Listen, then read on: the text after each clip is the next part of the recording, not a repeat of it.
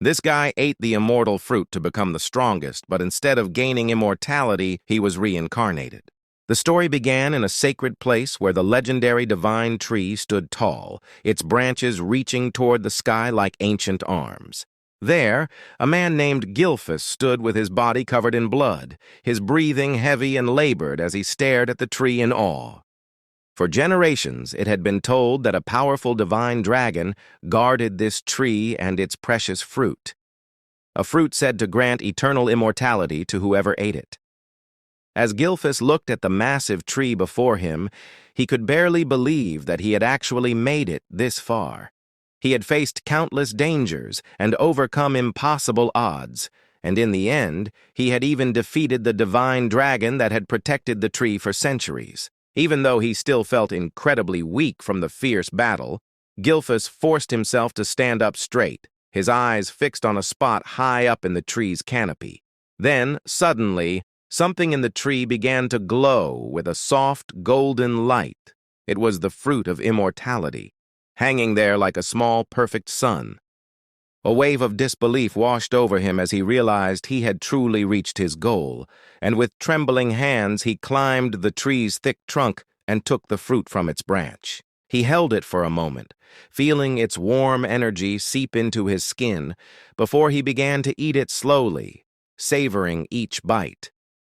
In that moment, he knew that with the power of immortality, he would finally be able to fulfill his lifelong dream of pursuing the ultimate heights of martial arts, pushing his skills beyond anything anyone had ever achieved before. Many decades passed, and the scene shifted to the grand palace of the Dragon family, where all the members of the family had gathered in one room, their faces filled with sadness and worry. Gilphus, who had eaten the immortal fruit so long ago, was now the father of the family, and his first son, Gilliam, stood beside him with tears in his eyes, saying that he did not want to lose his father. Gilphus looked down at his son, his own heart heavy with regret, as he spent his last moments with the people he loved most in the world. He could not believe that the fruit he had eaten all those years ago had not granted him immortality at all. It had all been a lie, a cruel trick that had led him to believe he would live forever. Despite the pain of this realization, he tried to accept his fate calmly, telling his family that he had already lived a long and full life. But deep inside his heart, he knew the truth. He had not lived enough, and if he had been given more time, he would have finally been able to reach the ultimate peak of martial arts that he had worked so hard to achieve. As he took his final breath, Gilliam cried out in agony, his voice echoing through the quiet room. Then, in an instant, Gilphus woke up, and the first thing he noticed was that his body felt strange, light and small, as if he had been stripped of all his strength. He looked down at his hands and saw that they were the tiny, soft hands of a baby, and when he looked around, he recognized the wallpaper on the walls as the one from the annex of the Dragon family palace. Confusion flooded his mind as he wondered how a warrior of his caliber, someone who had reached the 10-star level in martial arts, could have become a baby without even realizing it, or who could have possibly done this to him. Then suddenly a memory surfaced in his mind. It must have been the work of the so-called immortal fruit he had eaten so many years ago. In that moment, he realized that the fruit's true effect was not immortality, but reincarnation. And even though he had never expected anything like this to happen, a feeling of joy and hope filled his heart. He looked around the room and saw that there were many other babies there with him, and he knew that he had been reborn into the Dragon family once again.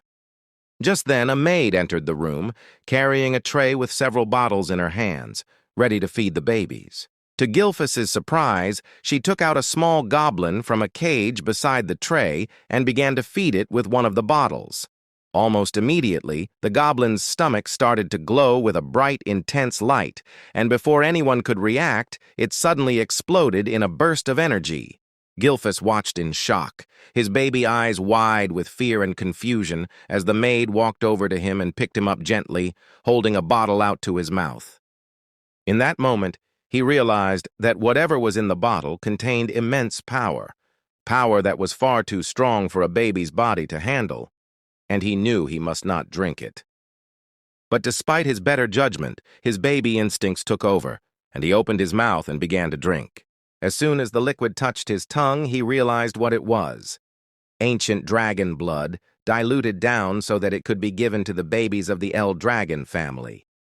He remembered hearing about this process back when he was alive the first time, how the family would dilute the powerful dragon blood to make it safe for their newborns. Panic set in, and he tried to spit out the drink, just as the other babies in the room were instinctively doing. But then, a thought crossed his mind. This was an opportunity, a chance to absorb this incredible power, and maybe even surpass the strength he had possessed in his previous life. With that, he reached out his tiny hands and grabbed the bottle from the maid's grasp, bringing it to his mouth and drinking as fast as he could. The liquid disappeared from the bottle quickly, flowing into his small body in a rush, and as soon as he finished it, he began to feel an immense wave of pain wash over him, so strong that he could barely stand it. The one who was feeding him was shocked to see how quickly he drank the first bottle, and then he began absorbing the contents of the second one just as eagerly. Soon after, the ancient dragon soul that had been within the blood started to wander through the space around him, and in that moment, it suddenly caught sight of a divine dragon spirit nearby. The two powerful souls recognized each other immediately and began to merge together, and as their union was completed, a bright light explosion erupted in the room. Gilfus felt weak after fully absorbing both bottles of dragon blood, but he managed to stay conscious, and the other baby who had undergone the same ritual instinctively survived too. As infants, they got tired easily, and not long after the merging, Gilfus fell into a deep sleep. 7 years passed in the blink of an eye, and Gilfus had grown into a strong, capable kid.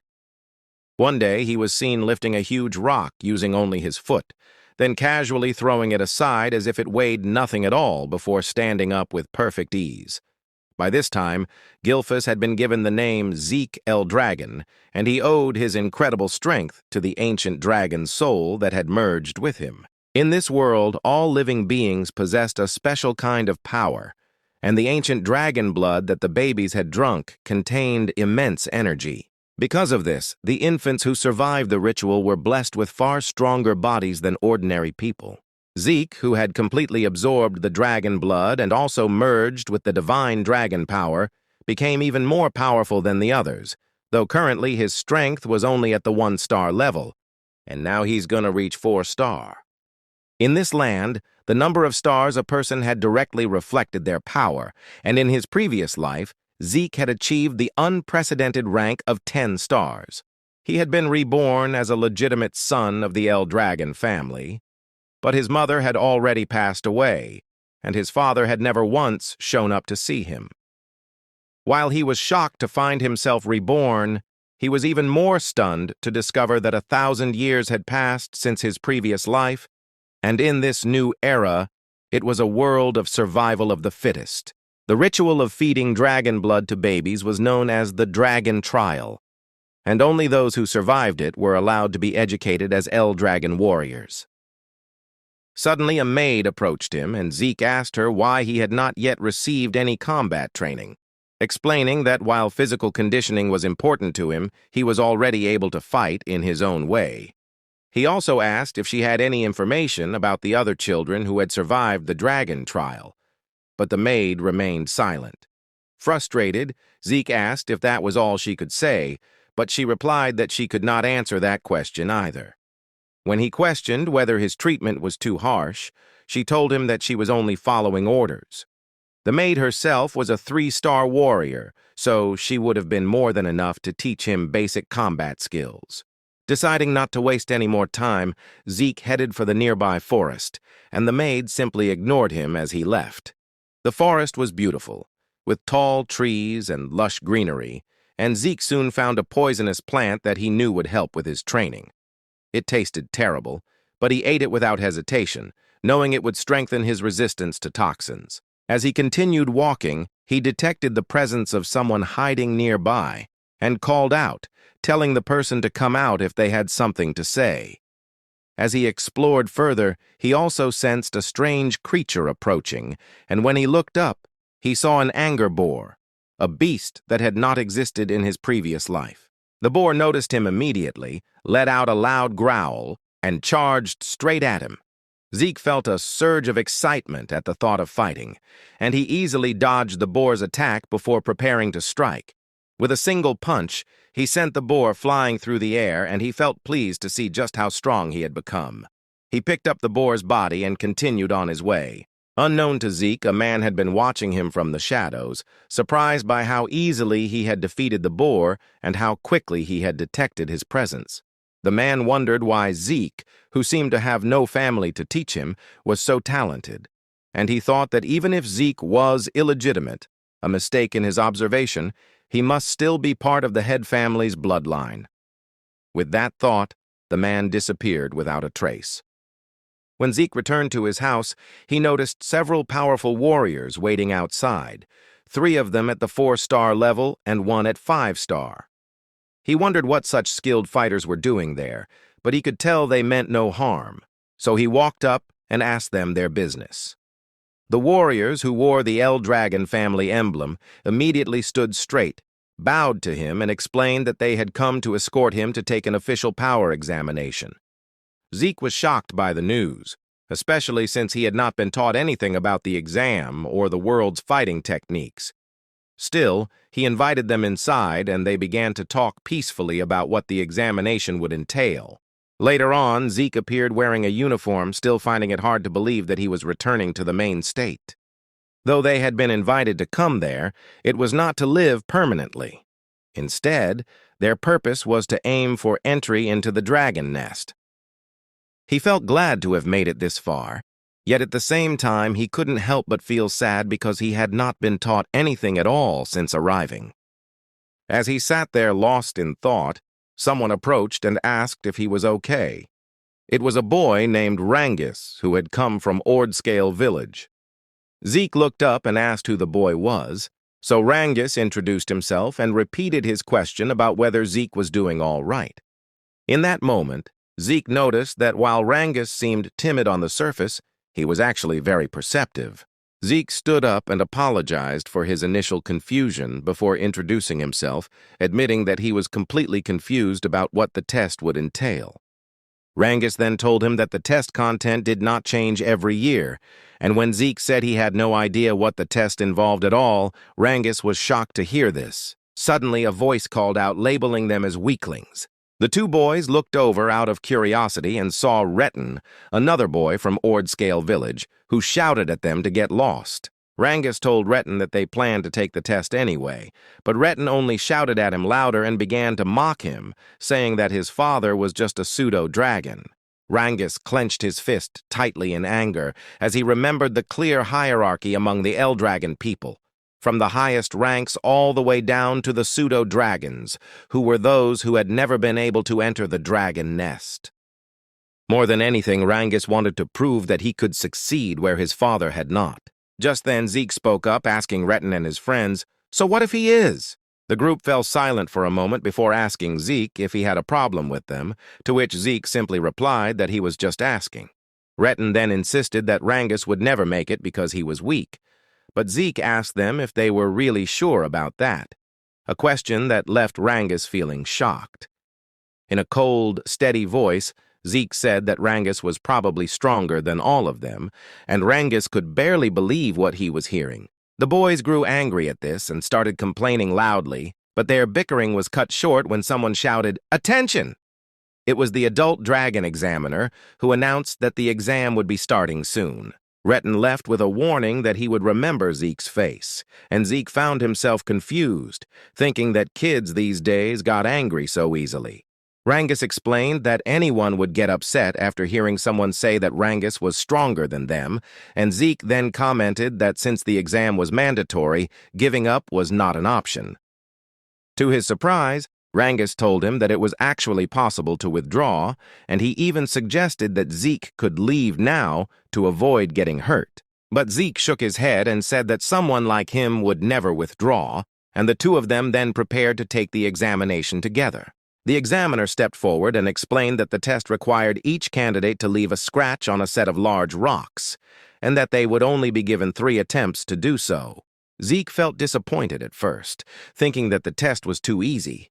He couldn't believe that after going through the dragon ritual, the exam was something so simple. Then the examiner announced that the test had begun, and the first candidate stepped forward looking very nervous. The boy drew his sword and performed a strike, and Rangus was startled by the force of the impact. But in an instant, the boy's sword broke into pieces, and blood started pouring from his arms. Zeke watched in shock as the boy collapsed in pain, unable to attempt the remaining 2 strikes because of his injuries. The examiner then called the next candidate, and Rangus felt a wave of anxiety wash over him as he thought about his own turn. Zeke turned to him and asked what kind of rock it was, and Rangus explained that the rock had a special property. It could repair minor scratches on its surface and reflect the force of any impact back at the striker 100 times over. He added that the only way to leave a scratch was to properly circulate the force within their body before striking, so that the impact was directed into the rock rather than being reflected back. Zeke realized immediately that this meant the quality of the martial arts someone had learned was less important than their ability to control and handle their own power. As he watched more candidates try and fail, some breaking their weapons, others getting hurt, he understood that only a small number of people would be able to pass this exam. After many candidates had attempted and failed the test, the examiner announced that the next candidate was number 315. It was Zeke's turn, and Rangus reminded him once again that he could still withdraw if he wanted to. But Zeke just smiled and said, "Nah, I'd win," leaving Rangus feeling even more concerned about him. Zeke walked down to the area where the rocks were placed, and as he did so, the examiner's eyes widened in shock at what he saw. A very strong, powerful aura was surrounding Zeke's body, unlike anything he had seen from the other candidates that day.